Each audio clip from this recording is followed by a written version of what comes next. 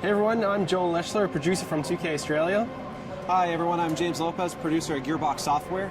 And we're here to show you a walkthrough of our E3 demo for Borderlands the Pre-Sequel. Hope you enjoy it.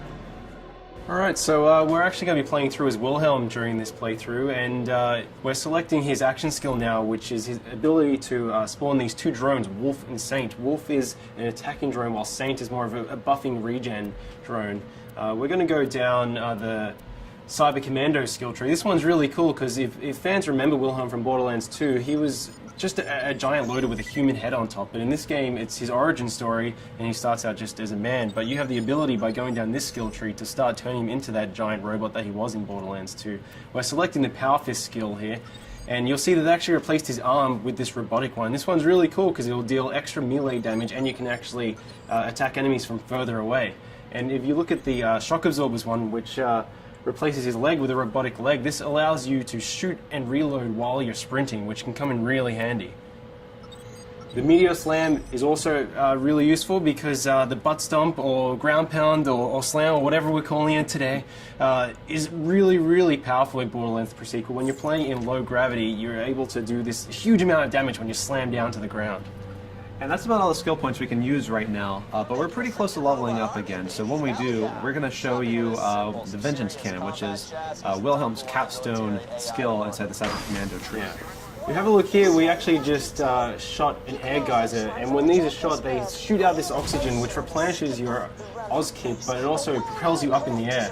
And the higher you get, the more damage you can do from your butt stomp. So if you hold that crouch button, you slam down on the ground, you deal this huge amount of damage to enemies on the ground. Yeah, geysers are a great way to do a slam immediately instead of having to kind of like prime yourself for it. You can hop on one of those and just immediately move off it and slam someone into oblivion if you want to. Here's another example of how the levels are informed by low gravity in Borderlands the Pre-Sequel. You're able to do these massive leaps and bounds, and really you have a lot more freedom as a player. The scope of travel has increased so much. And we're able to use the air boost by venting some oxygen. You're actually able to go even further by propelling yourself forward or even higher. Yeah, and it's cool that we have these abilities. They obviously come with some cost on the oxygen meter, but we get plenty of ways for you to get that oxygen back. You know, we've got oxygen canisters that drop from when you kill enemies. We have the air geysers. We have other like cracks in the ground that air can come out of. They won't give you that jump, but they will give you back your oxygen. We also have oxygen generators. And even like certain Oz kits will allow you to create an oxygen bubble whenever you do a slam attack. Now these enemies that we're fighting at the moment, the Kragans, they're some of the moon beasts. They're essentially these moon rock monsters, but because this is Borderlands, they absorb elemental attributes as well, and these ones have absorbed cryo damage. We have a lot of liquid methane around this area of Elpis, and they've kind of inherited those abilities, and they're kind of doing cryo damage towards you.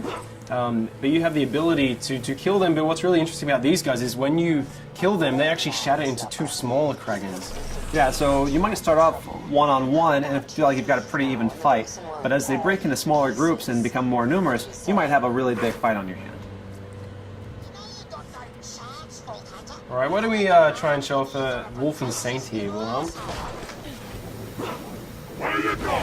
Alright, so Wilhelm just deployed Wolf and Saint. Those are his two drones. Wolf is going to go out and cause some trouble. Saint's going to stay fairly close by to replenish Wilhelm's shields as they ever drop. Now, our Wilhelm player is pretty pro, so you know, might need to get a little bit more challenging fight for him. You can see these beautiful ice particles. With the new cryo element that we brought into the game, you can freeze and shatter any enemy, and depending on which angle you attack these guys from, they're actually going to float off into low gravity in that direction. If you slam down an enemy while they're frozen, you're actually going to split them in half and watch their ice chunks float off.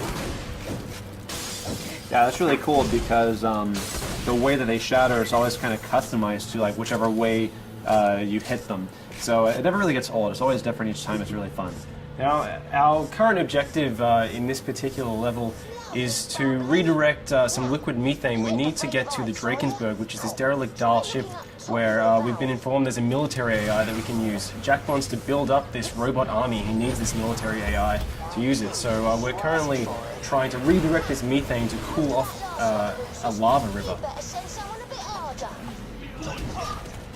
Now, we were just fighting the Kraken, but over here you can actually see that some of the scabs are actually riding them, which you know, you gotta watch out for because you have two enemies attacking you, and whenever you kill one of these Kraken riders, you might get a couple of little Kraken riders coming out of them. You see, Wilhelm was also using these jump pads. So along with the oxygen geysers, we have these dial jump pads which are placed throughout the levels, and some of these shoot you straight up into the air, and other ones kind of propel you really far forward. Again, if you manage to chain some of these together, you can get really, really high and do a slam, which does a massive amount of damage.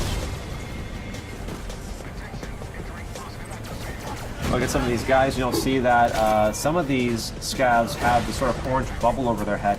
That's their oxygen bubble. That means that if you crack that bubble, then they're going to take oxygen damage because they're not able to breathe.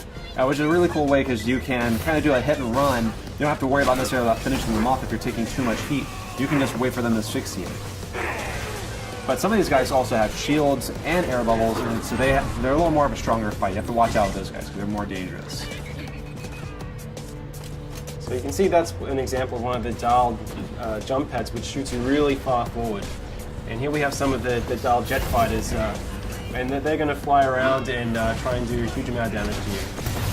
So Wilhelm is doing pretty well. Yeah, that was a spot-on hit. That was really good. Oh no, but you fell off the side. That's okay because we got plenty of jump pads. We have a lot more verticality in Borderlands now than we ever did before. So there's not necessarily any one way to get to this objective.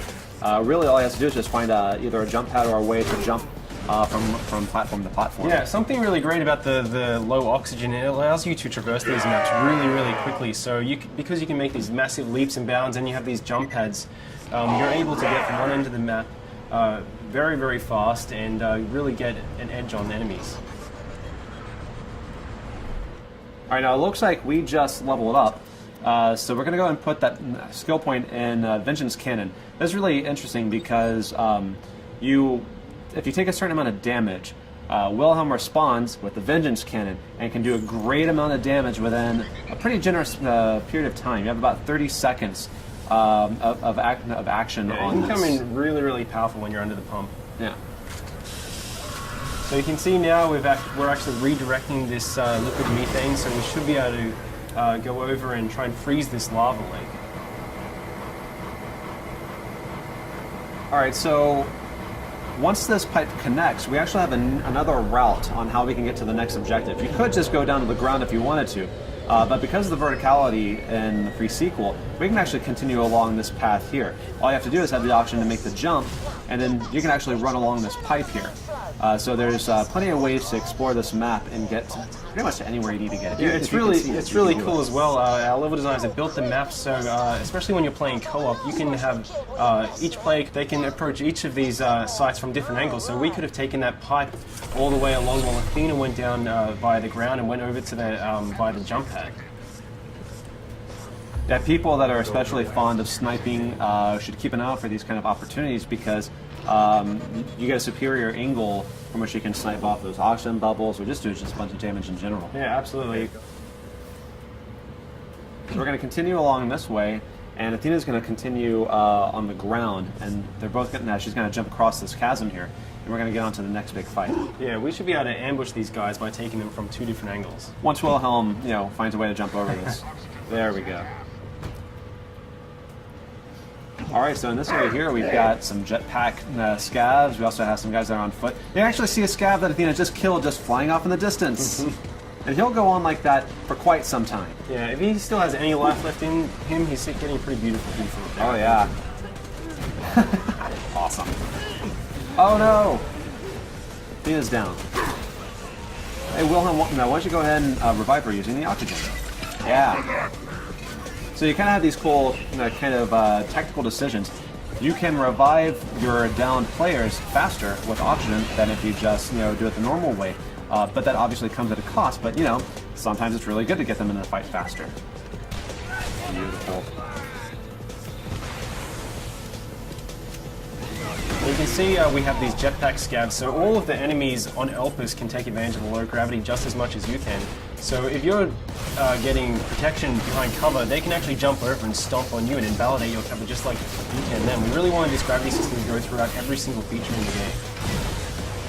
Which is did a pretty awesome butt stomp there. Yeah, that was solid. Here's some of our new vending machines that we're just kind of teasing as we run by them, but you can see more about them later on. All right, we're coming into the processing plant now.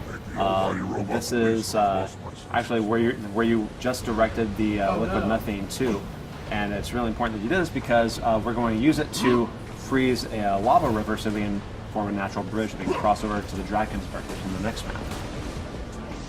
Now this has a lot of enemies in it. Definitely a good time to bring out Wolf and Saints. Yeah, try and use those jump pads to get a height advantage of the players as well. If you stomp down. He just shocked that scav when he did that ground pound because of his because of the Oz kit that he has. It's really cool because each Oz kit can have a variety of features on it. Some of them will do your basic oxygen extension, but some also add elemental attacks. Some will create oxygen bubbles whenever you do a slam.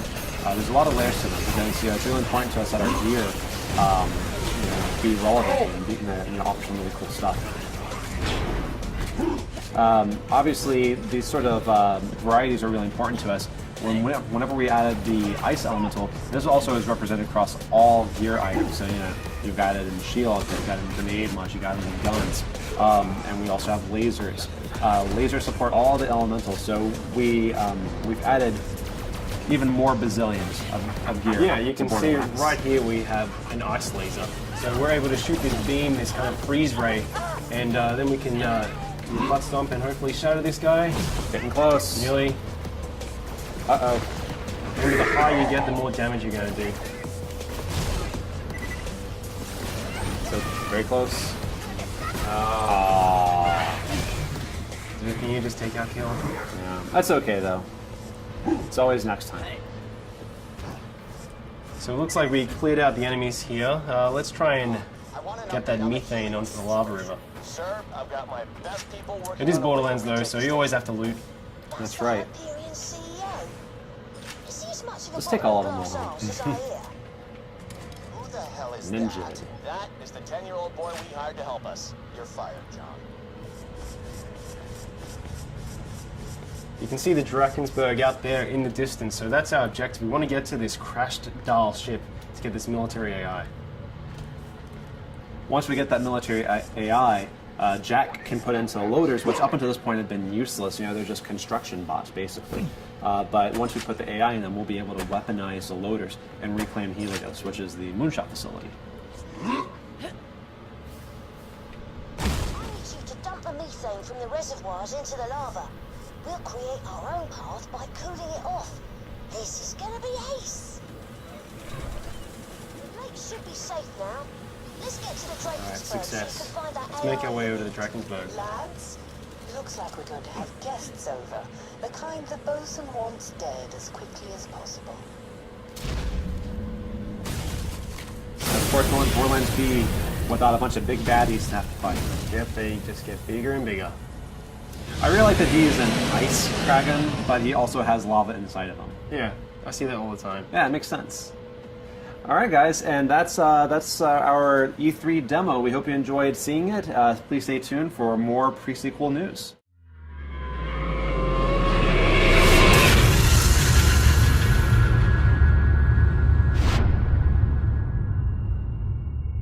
You coming?